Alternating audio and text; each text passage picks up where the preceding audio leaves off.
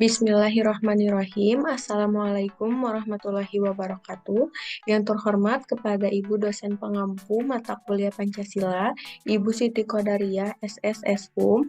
Perkenalkan, nama saya Selmi Fitriani Sania dari Prodi Akuntansi kelas 22 AKPB NIM 2203 12059. Saya akan mempresentasikan terkait jurnal yang saya pilih, yaitu tentang membawa Pancasila dalam suatu definisi akuntansi. Definisi merupakan dasar bagi manusia dalam berperilaku. Kaitannya dalam bidang akuntansi yaitu hal yang sangat penting untuk memberikan dasar pemikiran serta pandangan tentang arah dan kebijakan akuntansi, baik dari segi pembuatan standar maupun dari penggunaannya. Nah, dasar dari akuntansi merupakan cerminan kondisi masyarakat dalam suatu wilayah. Jika masyarakat memiliki budaya yang bercorak dengan unsur kapitalisme, maka dengan sendirinya akuntansi akan bersifat kapitalisme pula. Apa yang dimaksud dengan unsur kapitalisme? Yaitu ingin meraih keuntungan yang sebesar-besarnya dengan hasil produksi yang sekecil-kecilnya. Kemudian ada definisi akuntansi. Akuntansi yang berdasarkan unsur kapitalisme sangat menekankan pada unsur pemeliharaan kekuasaan. Menurut Harahap tahun 2013, menggambarkan akuntansi ala kapitalisme sebagai alat untuk mengumpulkan harta dan pemeliharaannya agar proses akumulasi kekayaan berjalan dengan lancar dan penguasaannya tetap di tangan kapitalis. Sesuai dengan yang saya sebutkan tadi, kapitalisme itu yaitu hanya ingin mencapai keuntungan yang sebesar-besarnya saja. Nah, menurut dari berbagai bidang, akuntansi dapat didefinisikan yang pertama menurut A Statement of Basic Accounting Theory atau ASOBAT. Akuntansi adalah proses pengidentifikasian, mengukur, dan menyampaikan informasi ekonomi sebagai bahan informasi dalam mempertimbangkan berbagai alternatif dalam mengambil kesimpulan oleh para pemakainya. Yang kedua, menurut American Institute of Certificate Public Accounting atau AICPA, akuntansi adalah seni pencatatan, penggolongan, dan pengikhtisaran dengan cara tertentu dan dalam ukuran moneter, transaksi, dan kejadian-kejadian yang umumnya bersifat keuangan, dan termasuk menafsirkan hasil-hasilnya. Yang ketiga, ada menurut Accounting Principle Board atau APB Statement nomor 4, akuntansi adalah suatu kegiatan jasa yang dimana fungsinya adalah memberikan informasi kuantitatif, umumnya dalam ukuran uang, mengenai suatu badan ekonomi yang dimaksud untuk digunakan dalam pengambil keputusan ekonomi. Dari beberapa definisi yang tadi saya sebutkan, menggambarkan akuntansi sebagai bidang yang memfokuskan diri pada nilai-nilai moneter yang digunakan untuk mengambil keputusan ekonomi. Kemudian, ada proses terjadinya praktek akuntansi kapitalis. Yang pertama ada masyarakat kapitalis. Masyarakat kapitalis yaitu sistem ekonomi di mana perdagangan industri dan alat-alat produksinya yang dikendalikan oleh perusahaan swasta, tujuannya hanya ingin membuat keuntungan dalam ekonomi pasar. Yang kedua, ada ideologi kapitalis, yaitu sebuah ideologi yang memberikan kebebasan penuh bagi setiap orang untuk mengendalikan kegiatan ekonomi dengan tujuan mendapatkan keuntungan juga. Jadi, masyarakat kapitalis dengan ideologi kapitalis, mereka itu mempunyai tujuan yang sama hanya untuk mementingkan keuntungan. Nah, yang ketiga ada ekonomi kapitalis, yaitu sistem ekonomi yang membebaskan seluruh masyarakat untuk melakukan kegiatan ekonomi dengan sesuai keinginan mereka dan kebutuhan mereka. Contohnya, dalam sistem ekonomi kapitalis yaitu di zaman sekarang semakin maraknya dan banyaknya keberadaan supermarket dan mall di kota-kota besar. Yang keempat ada teori akuntansi kapitalis, dan yang kelima ada praktik akuntansi kapitalis. Selanjutnya ada definisi akuntansi berdasarkan masing-masing sila Pancasila. Sila ke-1 yaitu ketuhanan yang Maha Esa. Definisi akuntansi berdasarkan sila ke-1, yaitu akuntansi tidak lepas dari suatu perkembangan peradaban. Perkembangan peradaban. Nah, akuntansi ini tidak hanya memiliki nilai yang statis, namun mengalami perubahan yang bersifat dinamis mengikuti perkembangan zaman sekarang. Yang kedua, yaitu ada definisi akuntansi berdasarkan sila kedua, sila kemanusiaan yang adil dan beradab. Menurut dari definisi sila kedua, aspek manusia menjadi sangat penting dalam konsep akuntansi.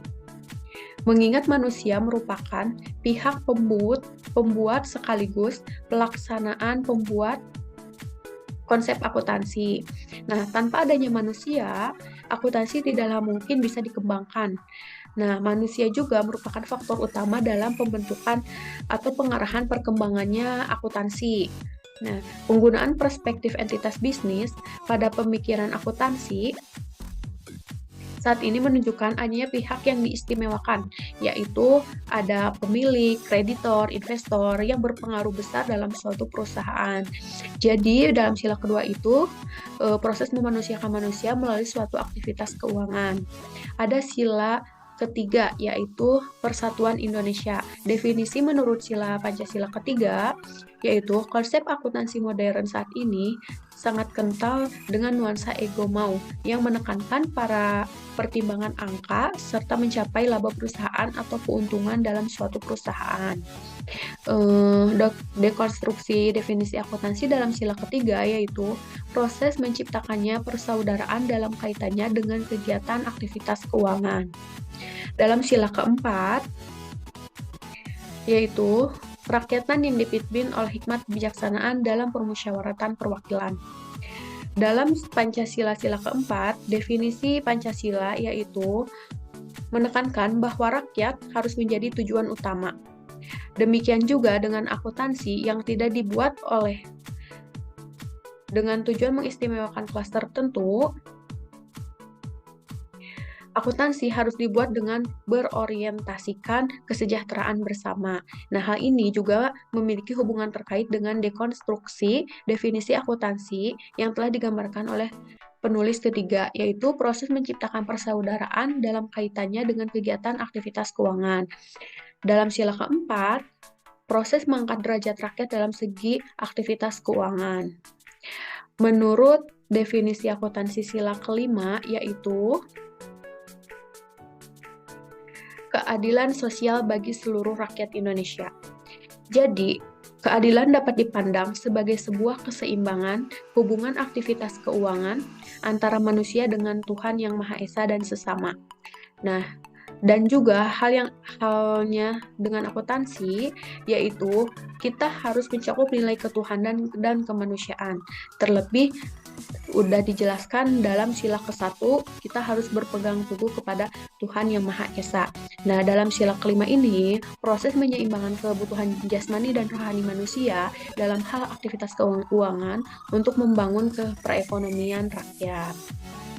Nah, definisi akuntansi berdasarkan perspektif Pancasila, berdasarkan masing-masing sila Pancasila, setelah melakukan dekonstruksi definisi ini, dapat menyimpulkan berdasarkan penggambaran terhadap definisi akuntansi terhadap perspektif masing-masing sila Pancasila, dapat diambil sebuah makna bahwa akuntansi tidak hanya mengenal unsur materi semata, konsep non-materi juga harus menjadi pertimbangan dalam pembangun paradigma akuntansi dalam perspektif Pancasila.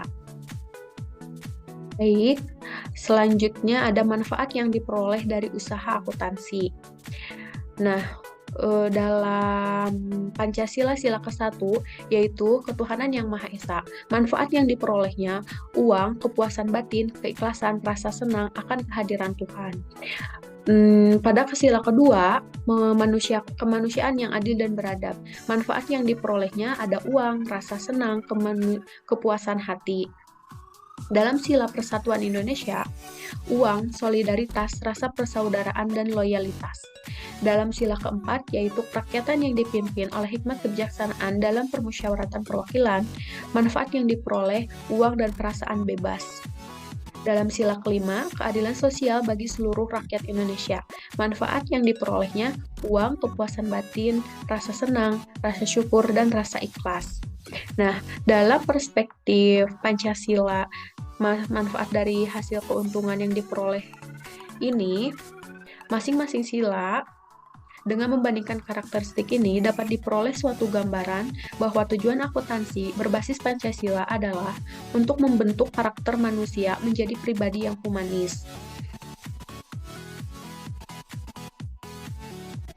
Nah, kesimpulannya, definisi akuntansi yang selama ini menjadi konsep pengembangan akuntansi di Indonesia sangat terlihat jelas bahwa akuntansi hanya dimaknai sebagai proses bisnis semata. Jadi, hal ini berdampak pada pengembangan konsep akuntansi yang hanya mengakomodasi kepentingan investor dan para pemilik modal, sedangkan masyarakat kalangan menengah ke bawah justru dianggap sebagai beban. Baik,